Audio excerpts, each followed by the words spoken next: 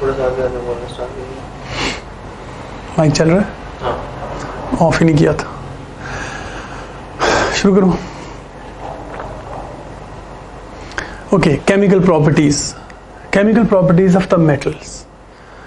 We'll look at into some important chemical properties, some important about metals. We can't definitely include the whole periodic table, but the one which are most common.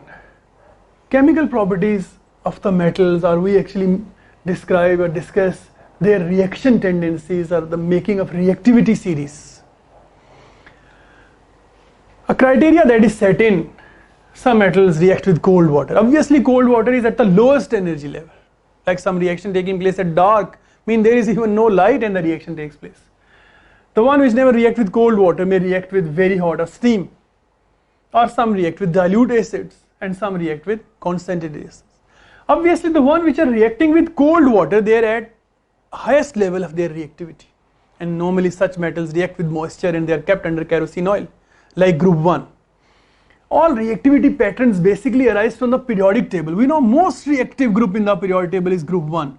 Lithium, sodium, potassium, rubidium, cesium, francium. And reactivity in the periodic table increases downward from lithium till francium. Even in group 2 you will find out it starts from beryllium, magnesium, strontium, barium, radium.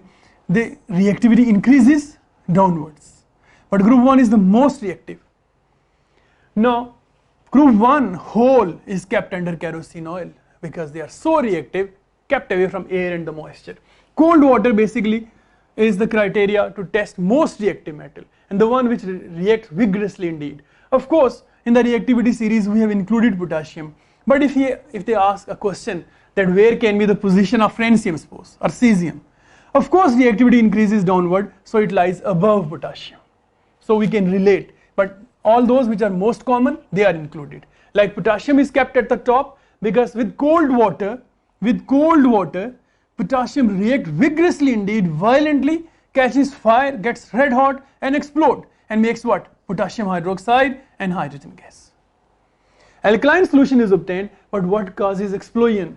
Inside that container basically, the reaction is so much exothermic, its delta H is so negative, heat is produced and that heat makes hydrogen that is obviously produced to react with water around, react with oxygen around and turn to what? Water. But this hydrogen reaction with oxygen is a fire, an explosion, okay? Because such a high temperature it is, just like a jungle can catch fire in a hot day because oxygen is present around and fuel is of course there, the jungle itself. And reaction takes place and a fire and jungle fires are common. Same here, when a reaction is highly exothermic and if one of the product is the one which can catch fire, why not hydrogen leads basically from the front. So potassium reacting with cold water or sodium reacting with cold water, always there is a chance of violent and vigorous reaction. In case of potassium and below potassium, always there is an explosion seen. Sodium, if the chunk is bigger, you will find out an explosion. Sodium also reacts vigorously and violently, fizzes on the surface because it is lighter than water. It got a density less than 1 and fizzes on the surface, turn into a ball shape, okay, as the heat is released, moves around and then you will find smoke and fire and may explosion, okay. But left behind the solutions are alkaline, like potassium hydroxide, famous alkali, sodium hydroxide, caustic soda, caustic potash, and they have their uses. But that shows how reactive they are. That is why potassium is at the top because of quick explosion with water, then sodium, then lithium. In case of lithium, you will find out there is no fire, but the reaction is vigorous and violence. Plenty of fizz and effervescence. And you insert a burning splint, it will go off with a pop sound because hydrogen is there and it's combusting. Okay. Calcium also react, and the one which are below calcium in group 2, they also react with cold water. Of course, group 2 below calcium, they become more vigorous, but calcium react readily fast, fairly fast, included in the reactivity series because it is common, okay, and it produces calcium hydroxide and hydrogen gas. But magnesium does not react with cold water or reacts extremely slowly, that it takes ages before a gas cylinder is filled, little gas cylinder, a test tube maybe. So it reacts very slowly and we normally call it does not react. But magnesium does react with steam and produce oxide in hydrogen, like magnesium, you'll find out reacting with steam.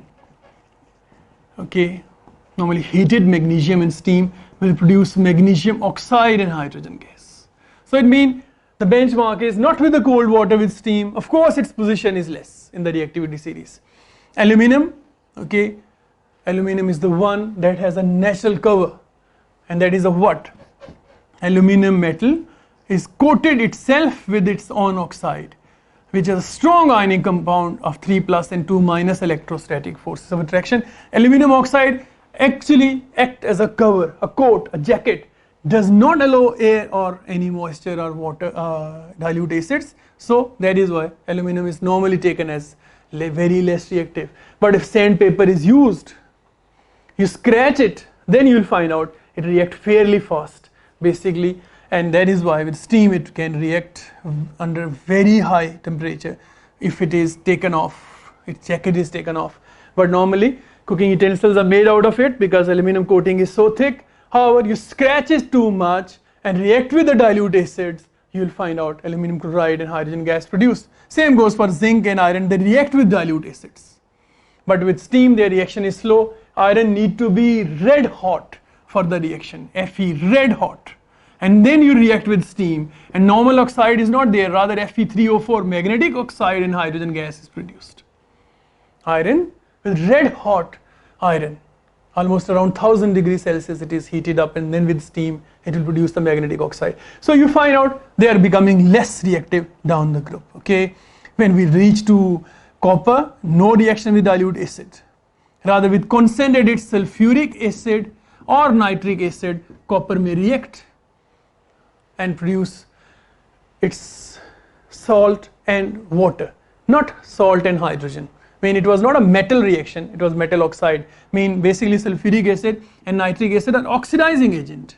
They oxidizes copper and force it to react. Okay, so reactivity series, all patterns basically originate from the periodic table. It says reactivity increases downwards, decreases from left to right. Most common metals are included in the reactivity series, and the one at the top, they have the power to react with the cold water. So vigorously potassium, and then gradually decreases downward in the reactivity series.